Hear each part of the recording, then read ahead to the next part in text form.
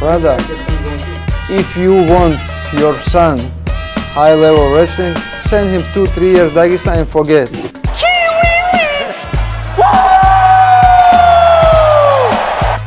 Hello, John. I have nothing against you personally, but I just think I'm better than you. I just know that I can beat you in a fight, so I'm coming for it. Last thing. I just want to say from the bottom of my heart, I'd like to take this chance to apologize to absolutely nobody. The double champ does what the he wants. And of all the superlatives,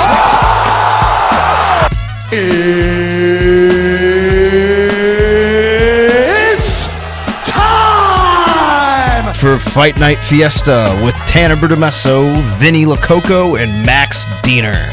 Shamba!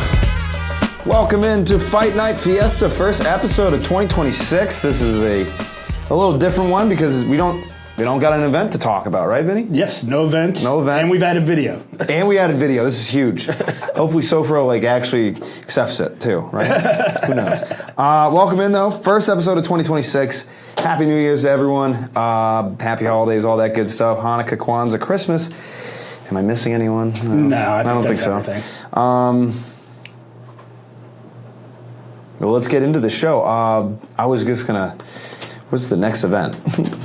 The next event, while you filibuster this, what we're going to do this episode today is at the end of every year, you see the MMA award shows and things like that. So Tanner and I decided, well, let's put together 10 categories of our own, which obviously are very similar to what national MMA media is also going to do. But 10 categories with which we can decide Rookie of the Year, Event of the Year, Upset of the Year, Submission of the Year, Future Champion Guarantee, most likely to touch UFC gold again in 2026. So, Tanner, that means you're looking at like Marab, you know, somebody who lost their championship, most likely to win it again in 2026. Women's Fighter of the Year, Knockout of the Year, Men's Fighter of the Year, and we will finish it with Fight of the Year. Now, I want to put everyone on notice here on this one. Vinny came prepared. I, for one, did not. I'm going full improvising. You know, I'm Peyton Manning at the O-line right now, just going. I'm seeing the defense. I'm going, oh shit, Omaha. It's right? not that hard though. Tanner, it's not, because like this year in 2025, like let's be honest with UFC, like it wasn't the best of years. Oh, that's when it comes to that is one of the funniest things that I've looked at. Seeing some posts, and you can tell like what age the person that is posting it. This one was definitely like a middle schooler. I was like, yo, I gotta admit, we had such a good year of UFC, and I was like, it was all right. It was fine. It was fine. It was fun. We had a lot of fun fights. There was plenty of fun knockouts, submissions, a couple fun cards, like top to bottom, but like, man, I feel like we just used to have so much more depth when it came to like the fighters. Yes. I feel like there's just not as much. I mean, you look at heavyweight, Gable Steveson, Joe Rogan said it the other day on his show that he could walk into the heavyweight right now and be a top 10 contender. Yes. At heavyweight. It's Absolutely, like, which is kind of sad. That's really sad. So it wasn't that bad of a year though. Yeah. So where do we want to start? You want to do the Rookie of the Year? Yeah, go top to bottom. I kind of organized them in a way that leads us up to the most important ones, I would say. All right. So yes, Rookie of the Year. You want me to go first? Yes. Since everything that you have is... I already got my Rookie of the Year though. all All I needed to do was just look down at the new guys that came through, and I think I got a good one here. So I'm going with Atiba. Is it Gautier? Is that how you pronounce his last name? Gautier, I think. Gautier, the middleweight, man. He is a freak of nature. Average fight time is 3 minutes and 51 seconds. He's 8 wins, 8 via knockout, 1 first-round finish, or 7 first-round finishes, 3-0 in the UFC in 2025. That dude right there, Tanner, I'm telling you right now, has championship potential in maybe next year, end of next year, 2 years for sure. And you brought up Joe Rogan earlier. And as you know, I'm a massive Shane Gillis fan. He just did a recent episode with Joe Rogan, and Rogan showed him Gautier. Yeah. And he was like, and you know, it's the typical Joe Rogan, dude, he's a fucking beast. But like, you could tell when Shane Gillis was watching all the highlights, he's like, dude, what is this guy? Chiseled out of... He looks like it. I don't think, like, he fights at 185. I think he's 185 for a total of 5 minutes. Yeah, the weigh-ins. Because, I mean... That guy has to have the toughest weight, like, cutting of weight. Right. He's so impressive, though. And once he's down to 185, man, the rehydration that he's easily 200 plus walking into the cage. So that's my rookie of the year. Who are you going rookie of the year? Now... prospect of the year. I'll do... I'm decided by 2 here. The honorable mention, though, I want to try and get his name pronounced perfectly. Oh, gosh. It's... what's his face? Hamzat's boy, Bansagar Susakorov. I would have picked him. Hamzat's boy that took the tough and then took a fight like right after that. Yeah, he went on Contender Series. 4 days later was fighting on Saturday. Yeah. Yes, that guy. I would pick him, but he only fought like twice, right? Like twice this year. Yeah. And it was towards the end of the year, so he was a good choice, but didn't fight enough. I mean, shit, that kid's gonna be a problem though in a few years.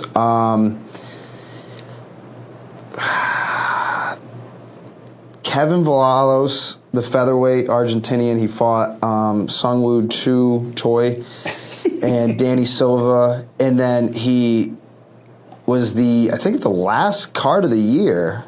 Yes. No. Was Marav the last card of the year? Yeah. Oh, no. So he was the fight night then, where he knocked out Giga Chikaze. Uh-huh. The only loss he has in his record, decision loss to Gene Silva on the Contender Series. That was like 2 years ago. He was so good. That's not a bad loss either. But Gene Silva. I'm going to go with the flashy pick here. I won't say his nickname because I want our show to continue. The Aussie at lightweight, Quillen Sackhild. What was his nickname, Tanner? I'm not going to say it. Kind of put that one on himself. I went, Quillen, no. Not a bad pick. You're Aussie, though, so I guess it's okay. But he came in, he had, I think it was his... Yeah, February, University. UFC 312. He came in, he fought the Indian Anshul Jubilee, who's infamously known for saying, if I got Khabib on the ground, I'd win. 19-second KO. Was it a quick stoppage? Some would argue.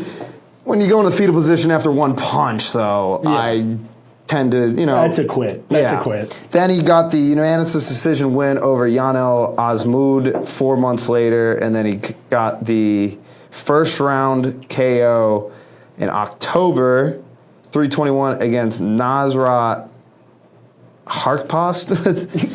But I'm very excited because in this month, or I think it's this month. It is January. We're in 2026 now. 325. So at the end of the month, January 31st, he will be taking, I think it's Rongzhou. Rongzhou. I'd rather have Right Zoo. Right. Oh my God! I have some big news that I just noticed on this UFC 325. Tai Tuivasa's back. Oh, nice! I wonder if he can make the heavyweight limit. Do you know who he fights against? Taosin Teixeira. Oh gosh. Oh my God. He's got Zhu Rong. I think it's Rong Zhu though, because he's Chinese. They flip it around. Right. But okay. So that's your rookie of the year. That's my rookie of the year. I love that kid fighting. I think Vahalos is better. Uh-huh. He'll have a better future, but because Sackhild's in the lightweight division, the hardest division in the organization. But that's my rookie of the year, Quinnen Sackhild. I mean, the cigarette, the joint celebrations. Hey. So next we're gonna go to event of the year. For me, event of the year. Does it have to be numbered? It doesn't. A fight night is an event. A Dana White Contender Series is an event. If you come at me with a tough episode, I might slap you. Oh, I wouldn't do that. This might be the first slap across the table on the podcast. I would not do that. No. But for me, it's easy decision of UFC 317 of Topuria versus Oliveira.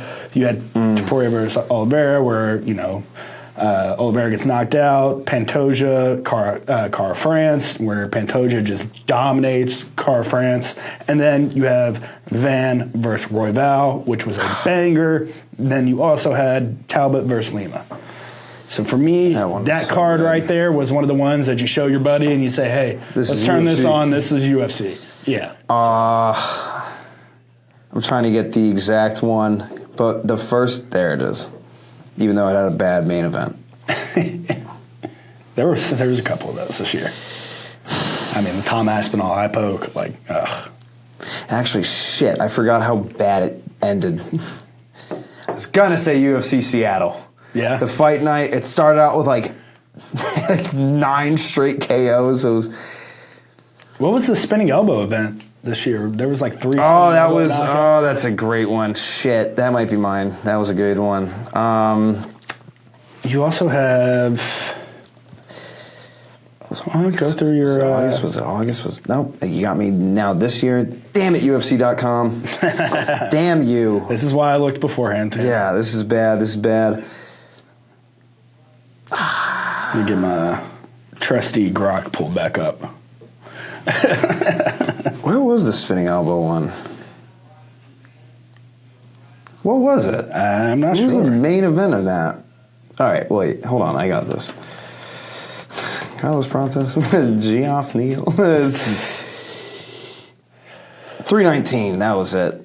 So you've got three. That was it. You got because 320 as well on Kalaev Pereira for lightweight. Yuri's on that. I think I got to go with 319, even though the main event was really boring for some people, unless you like wrestling. Hamzat Chimaev, just like, what was it? Dominating DDP.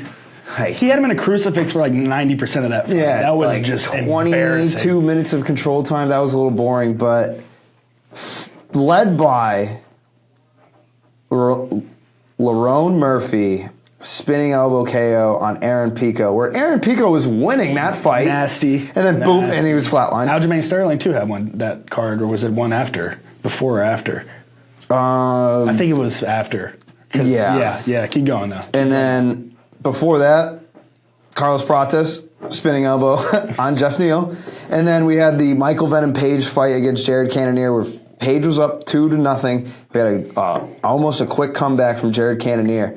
But my favorite one was because no one thought it could happen, but I did.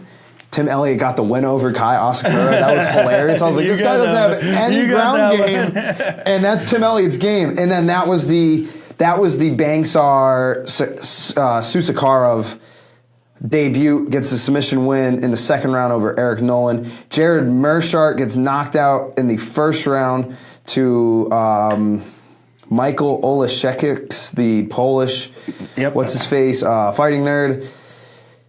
Alex Hernandez got back into the limelight, got that knockout over Chase Hooper. My brain was like, oh, God, how I didn't even think of this. I forgot Chase Hooper doesn't have a chin. He knocked him out in a buzzer beater, 4:58 in the first round.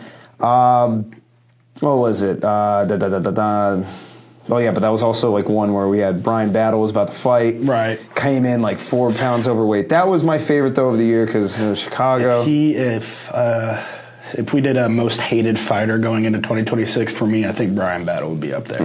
He has gone a full heel douchebag for me.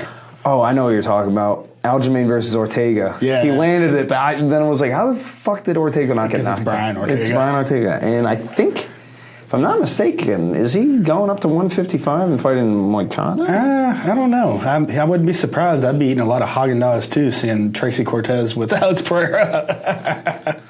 That was messed up, Poetan. That was messed up. Yeah, man, that guy win anymore? Like, I mean, what the... Yeah. But that was the 319. That was Chicago card. But because, I mean, I wanted to pick 317, but, like, what can you do? You can't. Moving on. Next category, we have upset of the year. Now, for me, this was an easy decision because I was so sure that this guy was going to pull out his 4th title defense of 2025. And I'm talking, of course, about Merab Dvalishvili. Yeah, you got it right. Yes, I got it right. And Petr Yan. Max's boy. I was so sure that Merab was going to just dominate that fight like he had done 3 fights before that. Every fight leading up to that title where he beat O'Malley at the Sphere. I was so positive in my brain, and I was genuinely left like jaw on the floor with how bad Merab looked and how good Jan looked throughout that fight. That fight, there was one thing about that. Excuse me. That people like. Where am I going?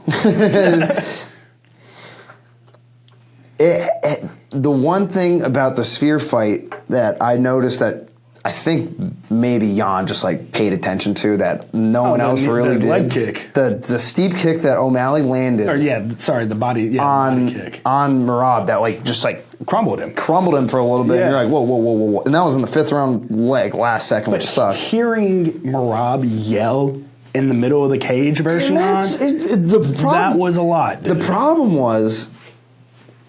Where was that? That was T-Mobile Arena, correct? Yeah, but that place gets so loud, and you could hear it through our TV. You don't our pay-per-view, of course, broadcast. You don't usually hear, like, even when guys get their arm broken, or like when Conor stepped back and broke his leg, like you don't hear guys scream and yell like that. You just heard just the wind. You know the wind was taken out of him, just like that. Yeah. For me though, it's Merab versus Jan. That's upset of the year for me. I gotta go. I mean, there's many ways to go with this one. I'm gonna go back to last January. Oh wow, you're going back a First pay-per-view event. Dickhead pulls out Armin. Yep. And Moicano had to step in. Not saying that Moicano won. No. It was Islam Moicano? It was the yeah, right. Oh, I didn't think that's your upset. That's your upset of the year, really? It was the opener of the main card. I don't know how to say his first name, but Barcelos win over Peyton Talbot. When we were going into that, we're like, dude, Peyton Talbot's gonna beat he was the man. He was the man. And then we saw the haircut, and we're like, it doesn't matter. He's just really focused. And Barcelos made him look like it made Peyton Talbot go wrestle. It made Talbot so much better. Yeah, it really. It made him actually look in control against Henry Cejudo. That inside leg trip he hit against Henry, deadly. He could not have done that against Barcelos or Barcelos. No. It was that one that I really liked because that was like, there are a few where I'm like, this guy has a chance, this guy has a chance. I was like, dude, Barcelos is going to get his ass kicked. And I just, the whole time I was like, what the fuck? That was up there for me too. That was one that I definitely considered picking myself just because of how sure we were going. Yeah. Honorable mention, like I did mention before, Hernandez over Hooper with the KO. That was crazy. Paulo Costa's win over Roman Kopylov went to decision. I just remember going into that fight everybody riding Costa off. Costa's dude, he's 32 or 33. He's still old. Does he take it seriously? Yeah. Kopylov's just a young up-and-comer. And then you kind of realize they're the same age or like you're close to the same age. And Costa looked good. Vintage Costa. Yeah. And I was like, oh shit, oh god. Like he was fighting for his contract. Yeah. And then he went back to his Costa ways. He already pulled out of his newest fight. Yep. But Costa, I will say Talbot losing to Barcelos, biggest upset, but honorable mention Costa over Roman Kopylov.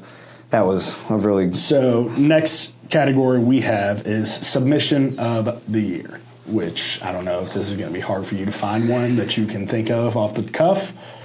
For me, I'm going Shara over, who were you mentioning earlier? Michael. That was before his, before he went to the Fighting Nerds. Yep. Michael Oleksiejczuk. Yep, he went for the looping anaconda choke, and for me, anytime now you hear Shara Nurmagomedov or whatever his last name is, and you assume Mountains of Dagestan, he can wrestle. But this is the kickboxing guy. So anytime a kickboxing Muay Thai fighter like that gets a sub, it's very entertaining for me. Honorable mention for me is Merab's choke over Sean O'Malley. that one. that whatever choke that was. It wasn't even like a Darce. It was like Merab's own version of. What did you Darce do choke. there? I don't know. I just squeezed. I just squeezed. I'm strong. So for me, though, that's the one I'm going to go with. Man, for someone that does not do research for this, let me think. Islam had a good one. Who else? I'm trying to think of one that like. Or Islam didn't sub JDM. Was that Islam's only fight of 2025? Was it JDM? No, the Moicano one, January, but he took him 25 minutes. Yeah. Oh shit! I just had one too. Oh my god. Oh. Vitor Belfort, pick one. Or not Belfort. Vitor Walker. I was like, Vitor. The heel hook king. Who's going at? Yeah. Who? Vitor Walker. Can we bring it up now? Oh, you can definitely bring it up. Vitor Walker. I'm guessing it's still going on. Pull up your Twitter. You sent it to me. He's the. He is doing a grappling match against Zion Clark. And if you don't know Zion Clark, he's a regional MMA guy, but he doesn't have legs. He's a beast, too. He's a freak, though. He's a really good fighter. But if you know, like, even this picture that you sent of Walker, he has a heel on his chain. Yes. And clearly... Or Walter Walker, not Vitor, sorry. Clearly, Zion Clark does not have legs. No. So that's the joke behind... I saw it, and I was like... You can't do your name in your game, bro. Yeah, can't do heel hooks. Can't do, yeah. But that's a solid pick, man. He's a freak with those heel hooks. I mean, just...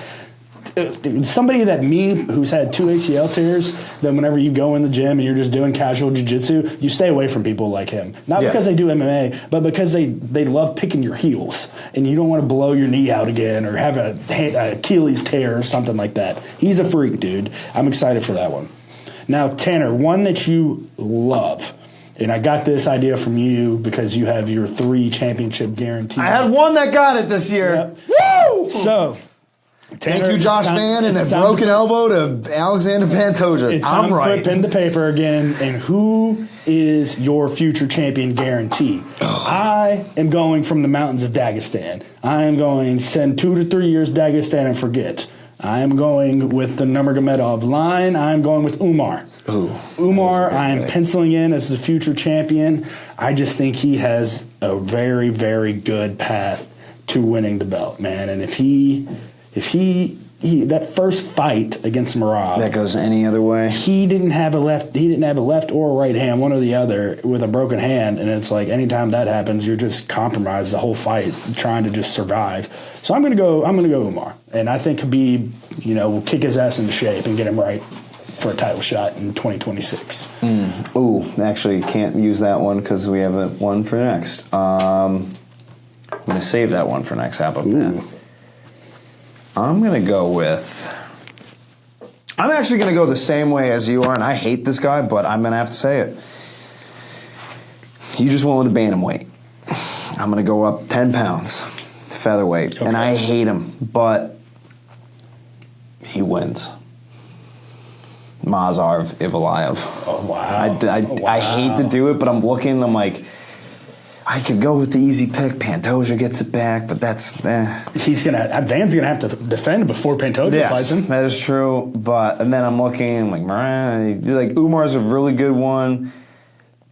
I'm thinking when I propose this question, I think you're first. Yeah, I'm thinking first. First one, all right. So because the next category Tanner and I have, he's kind of teasing it. Say who are you picking on this? Go ahead. I'm gonna go for the one that to first touch the UFC belt or UFC champion.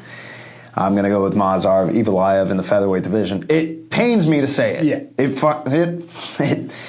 It sucks. And I love Volk. The next category we have, which I like a lot, is most likely to touch UFC gold again in 2026. So meaning you won your belt previous years and you lost it, and you are most likely Volk style to come back and win your belt back. So, Tanner, for me, I'm looking UFC White House lawn, baby. I'm looking the greatest of all time. The GOAT, the Mount Rushmore of UFC #1, Jon Jones. Will, 100%. touch UFC gold again because you can't. Tanner, I'm telling you, Dana White can lie and say all the bullshit he wants. You can't do a UFC White House card without Jon Jones on it. He is the greatest American fighter of all time. Ooh. Boxing, MMA, Muay Thai. He is the greatest American fighter that God ever graced us with. Oh, that's good. That's a good one. I could have went Conor McGregor and went. There's no fucking way, Vinny. There's no way. I want to go to get it again. No, I'm kidding. That'd be funny, but I love Sean Strickland said the only one that can beat Russians is him, so I'm going with I love Strickland, but no. I'm going to go with a weirder guy. Oh, God. Yuri Prohaska is going to get back in that lightweight, heavyweight division, light heavyweight, whatever the hell, and that's a great pick. Do you know why that's a great pick? Because Alex is going up. Exactly. Alex is going to go up. The fight to make is Alex Pereira and Jon Jones for the heavyweight title. The heavyweight title is vacant right now, is it not? No, because they never finished the fight. Aspinall is still the champion. Still the champion? Okay, well, they can strip Aspinall. But his eyes are... They can strip Aspinall for vacant put title. both fingers in my eye. Why you booing me? They can strip him, and Aspinall can very well not be ready for that UFC White House card, making the main event Alex Pereira versus Jon Jones, and then the co-main event Yuri Prohaska versus you fill in the blank, and Yuri Prohaska could win the title again. There is I'm ready. that path. Dude, Yuri's coming back. That is Yuri's going to come back. And I'm going to be screaming in the street, let's go for that. Let's go for that. Your Cops are going to come, like, LMPD. Your girlfriend's going to look at you and be like, why do you have a plunger on your head? Dude, she only knows him as Ponytail Man in our house. Because ever since the day, because when they did Yuri Poatan 2, she woke up the day of that fight and goes, I had a dream. Ponytail Man's going to get knocked out. And I went, don't do that to me, babe. Don't do that to me. And I just sulked in my couch that night. That category is very I like that pick. So who do you think Max would pick? Max to touch UFC gold again? I don't know. Like, probably one of the guys we picked, if I'm being honest, just based off, because, I mean, logically, those are the most likely to legitimately touch UFC gold again if you think past champions. JDM's not winning that belt back from Islam. 55, we're going to have an interim belt between Patty and Gaethje. Poirier still has Gaethje never touched. Did he have interim? Yeah, he had interim. So he had silver. 185 is Alex right now. Yuri, like you said, closest to touching that for sure. Because he's going up. You think welter? You could. Kamaru Usman would not have been a bad pick. That would be because I think they're hinting at that next, which he would not have been bad. I don't like that. There's a world where Sean O'Malley's not a bad pick. I think Max would pick Merab. Yeah, Merab. I don't think he would go against Jan though. That was the only thing that I thought he went against Jan. No, he is a Jan Homer. That is true. Jan is his guy. But yeah. All right. So you got Jon Jones, I got Yuri. Yep. Nice. I like that. I like those picks. Next category we have is Women's Fighter of the Year. Now Tracy Cortez. No, I'm kidding. Yeah, she won that the last day. she threw a haymaker at the end, and it definitely. I'm back. Yeah. No. She only fought one time this past year, but man, it was in dominating fashion. And seeing her weight cut for me was just absolutely incredible because she is so strong. She is a big woman when it comes to strength, and that's Kayla Harrison. That is my Women's Fighter of the Year. In my opinion, there's just no woman alive right now that can touch her in a fight, and that includes Amanda Nunes. Honorable mention, she's in the PFL, Dakota Chiba. She's a freak show, but she's not in the UFC. Best Woman Fighter of the Year, because Kayla Harrison is obviously the pick. I could go Mackenzie Dern. She got that belt from that's a good one, Verna. Ooh. You could go Valentina. I'm gonna go Valentina. She had phenomenal year. She had the 2 wins over Zhang and Farriot. I'll go Valentina. Really easy one. Bullet. She's awesome. Yeah, the title defense against Weili definitely solidified. Even though I was super ready for Weili to be good. Knockout of the Year. Now, this one, Tanner, for us, I feel like as a longtime UFC fans, this past year has been a doozy of, seeing our favorite fighters just get knocked out or submitted or end their careers in poor fashion. Do you think of the fighters you lost this year, Dustin Poirier and Jose Aldo's out, and, so many guys are just... At least they didn't get knocked out in their final So many fights. guys are just leaving their gloves in the cage. For me, though, it was clear 2025 knockout of the year, Ilia Topuria over Charles. Yeah, you have to. You got it. The legend of Ilia Topuria of just killing fan favorites. He's like Randy Orton, but real. He is the legend killer. Yeah, he truly. That is honestly the perfect way to put it. Shout out Nick. Nick will love that. But yeah, doing the thing at home. That is a really good one. He's like a mix of Randy Orton and Joe Hendry. Yeah. I believe Joe Hendry. No, for me, that's the clear.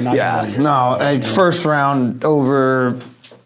Arguably one of the best lightweights, one of the best UFC fighters, and Charles Oliveira. Yeah, it hurt though. It definitely did. It was like, no. It was like a inevitable. You knew it was going to happen. Thanos, I am inevitable. I'm gonna go. I forgot the event. I'm shocked you didn't pull like a random undercard No. I mean, there were a few UFC Fight Night. First, second, this guy got killed. This Tuesday on Dana White Contender Series. It was bad. I mean, always a fun tune-in because those guys are literally willing to fighting for their career. Yeah. I'm gonna go with UFC 320. Even though I did say it was my favorite moment of the year on the Gasbags podcast of Alex Pereira knocking out Ankalaev, I'm gonna go with the two fights before that, and I already mentioned his name before, Yuri Prochazka's knockout over Khalil Rountree, being down 2-0 in the third round. And you saw him get hit. Yuri was getting hit, and he just kept doing. He was getting frustrated. He was getting he literally just went and I was like, Roundtree was probably like, what the? Yeah, I just punched him in the head. Why is he getting that upset? And it was just the way he did it was he was getting upset, but he was staying composed. He's still doing the Yuri. He got that win, and only a way Yuri Prochazka could. Yes, and he was able to mow him down, corner him, if you will. Yeah. I don't know if you can, and march him down. Yeah. And he was able to eat up the body, and once he got the body, he saw the face open up. And I honestly think Khalil just let up a little bit of space, and he got the 1-2. Roundtree gets tired too, man. You saw it in the Pereira fight. You definitely saw it in Yuri's fight. But the way he did it, because Poatan did it with Khalil with the body shot, where he just kind of hit him, crumbled him. With Yuri, it was boom, boom, and then he fell flat on his face. Right. Yes. And that night delivered such serotonin. Yeah, serotonin is the right word. Yeah, the right word. I was so happy, and to make it even better was just the fact that in the main event, Alex Pereira knocks Ankalaev out in 1 minute and 20 seconds. The camera pans to Yuri, and Yuri just has happy tears. Yeah. He was just proud, and he goes, I know what has to happen. Dana, I know it's not the best sell, but I'd like to get back at it. He will, and I don't think it's going to be against Pereira, too. I agree. But that obviously the number one will always be just... That's a great mention. Just how the... I didn't want to go title fight, too, but those are fun. But moving on. Oliveira to Poirier won... Hands down, that is going to be in the Hall of Fame. Next category we have is everyone's favorite and men's fighter of the year. For me, might be a little controversial for some people. I'm going Merab for men's fighter of the year. Yes, I realize that he's not ending the year as a champion, Merab fought 4 times this year, and Merab, like quite frankly, made all 4 of those cards more exciting. I was more excited each time I saw Merab on a UFC card this year. He went 3-1, wins over Umar, Sean, and Corey, and he lost to Jan. Like, those are 4 banger fights this year. It's not like he went 2-2 or 1-3. He went 3-1, had a great 2025. If he wins against Jan, I think you and I are sitting here saying, yeah, no doubt in our minds, Merab's the fighter of the year. But since he lost to Jan, you have that argument of, he did lose. How much does a loss weigh? And, you know, I'm saying screw Unless you're it. asking Alabama football, and a loss doesn't mean shit. Exactly. So I'm saying screw it. I'm joining Alabama football. Loss doesn't mean shit. Merab is fighter of the year. Now, this might be a little controversial. Oh, God. We got to have, like, some clearance on this show. He won the belt. He didn't really win it, but he has it right now. I'm going with my fighter of the year, Joshua Van. I don't think that's that controversial. He has the 4 wins this year. He has decision win over Tassura, KO win over Bruno Silva, and then my fight of the year. Yeah, I was gonna. I looked and I was the like, next category we have is fight of the year, and that's the fight of the year. Tanner mentioning Joshua Van versus Royval is my fight of the year. Kape pulls out of a fight against Royval in June, and here comes, was he like 11th, 10th ranked flyweight Joshua Van, newcomer. Yeah, like 15-2, 14-2, and they just have a war. And Royval is number 1 in the flyweight division. If Royval wins this, he's fighting Pantoja in December. And Joshua Van, that last minute in that Royval fight, single-handedly gets him in the title. Like, obviously the win, but how it ends, everyone was just like, you got to put him in the next title fight. Yeah. And then Pantoja just makes easy work out of Kai France. And Van's there in the cage. And then, like I said, Pantoja, he breaks his arm/elbow. I don't know what the exact... I think it was his elbow. Yeah, I think a dislocated elbow was like the final verdict. But he stuffed that takedown defense, or he caught the kick and pushed him down. Yeah. That's a win in my book. Yeah, it is a win. But Joshua Van's my male fighter of the year. He was so much fun. That's a good pick, and we teased it. Not really well, but we did tease it. The next category is fight of the year, and my fight of the year is Van versus Royval. For all the reasons that you just stated, him stepping in late notice, that is a fight that, Tanner, we didn't have it a lot this year, that you turn on, your friends are saying, no, man, why do you watch UFC? It's just 95% wrestling. This is why we watch MMA. For a guy to step in on short notice like that and it just be nothing but a banger of a fight. So, for me, that's my fight of the year. I'm rewinding the clock back to last January. Oh, gosh. Umar versus Merab. That was a good one. That was a good one. Not a lot of damage like Van versus Royval. I want to pick that one too. But I'll go with a one that, to this day, I think was anyone's fight.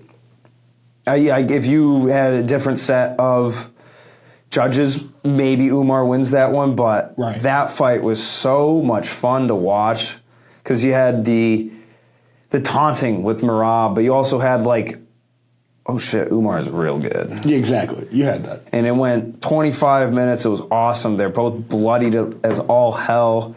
I mean, I'm sure there's the taunting helped Merab win that fight. Yes, for sure. It definitely frustrated him, but that was my fight of the year. That one was awesome. Well, that was great, Tanner. That concludes our award show, I would say. Shout out to everyone. To all the participants of ESPN 680 MMA Awards. Here's your trophy. Not much. I know this award carries a lot of weight. It's going to be a lot of this is going to go to a lot of people's heads. I genuinely don't know how Jon Jones is going to sit there and say, well, shit, Vincent Lococo picked me to be his most likely to be touching gold. He might start using steroids again after hearing that. He might have to. Edge. I don't know. This year's been fun, though, with MMA, Tanner. It's, like we said at the beginning of the show, it wasn't the best of best, but it was still another year of the only way is up. The only way is up. And with the Paramount deal going into place, man. Can't wait. Yes. Love it. I'm very excited for what UFC is going to be offering next. So next time you guys hear from us, we'll be talking UFC 25. In that, we get the rematch of the featherweight fight, or title fight last year. Alexander Volkanovski versus Diego Lopez. I would actually, before we close this out, what is your opinion on that? Do you think Lopez deserves the immediate, or not immediate because he didn't have to fight Gene Silva, but... I don't know. I would give Lopez the fight. What else do you make there at featherweight, man? There's just the only one that, like... Mazarov. Yeah. I thought that was and he's beating Diego. Yeah. Granted, that was his debut. Co-main event, I don't know how the fuck he's doing this one. Dan Hooker back in the limelight against BSD. That's going to be awesome. Very interesting. I don't think BSD's ever seen a guy like Hooker. Yeah. Just an all-around nutbag, tough guy. I'm sure BSD's seen some things. He served in the French military. Yeah, that's true. That is a great point. A lot of crepes and things like that. This one has fight of the year potential right here. Rafael Fiziev versus Mauricio Ruffi. Oof. Two kickboxers. And we just got breaking news for Louisville football of Antonio Watts entering the transfer portal. Thanks, Clev Lubin, though. Shout out you. You're staying. Like I mentioned before, Tai Tuivasa hopefully makes his return. Do you think he makes the heavyweight limit? Fuck no. I've seen too many videos. Unless he's like, I don't know, getting lipo right now. I can't see it. He takes on the prospect of UL, Taliesin Teixeira. Talison's last fight, he got knocked out in Nashville too. The knockout king himself, Derek the Black Beaks Lewis. And then Jimmy Crute versus Dustin Jacoby. My prospect of the year, Quinlan Sackhill takes on Zhu Rong, or Rong Zhu. Everyone's favorite, Junior Tafa takes on Billy Elikana. Cody Brunridge, of course, everyone's also favorite, versus Cam Roston. And you'll like this one. The fullback, Torres Finn. Oh, yeah. 11-0 takes on Jacob Malpoon. And then Oban Elliott. That's how you get me going. Yeah, the fullback. And Oban Elliott versus Jonathan. That'd be my nickname if I was UFC. Yeah, right? I mean, when you look like that, you got it. I'm the fullback. I look like a damn thumb. Hey, whoa. Well, not all of us look like thumbs. Torres, though. That's kind of fullbackist. Fun fact. I'll let it slide. For the people that don't know, Torres Finney was a fullback for University of Tennessee Chattanooga, I believe, was the... That beats me.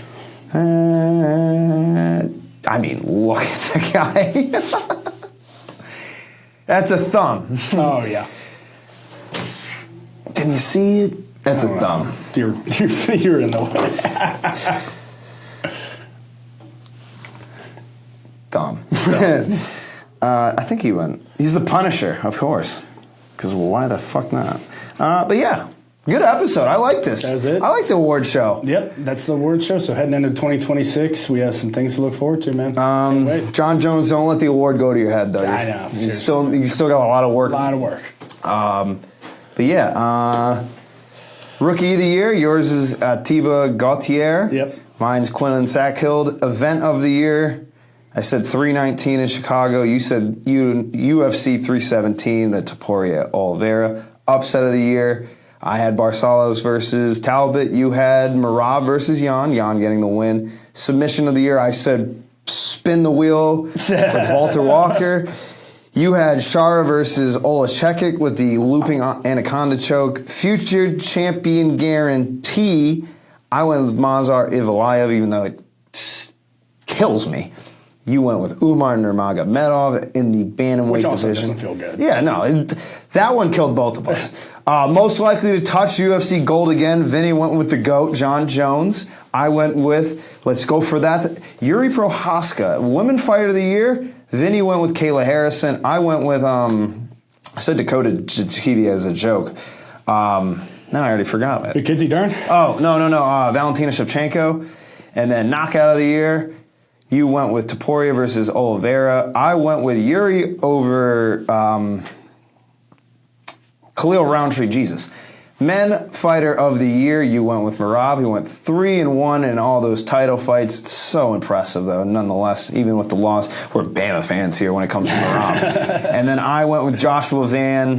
Fight of the year, you went with Van versus Royval. I went with Merab versus Umar. So, pretty good award ceremony. I feel like that was pretty fair. Yeah. We didn't take any there were definitely some obvious picks that you had to go with there, Yeah. but nothing too outlandish. So I'll do research next year. Yep. But this was good. Close it on out. I think we got to have a little hiatus. I mean, I'm sure there's a fight night coming up soon that's just not on UFC or ESPN.com because they lost the contract. But yeah, so We'll come see you soon. we'll see you soon. For Vinny Lococo, I'm Tanner Bruttomesso. Fight Night Fiesta, out.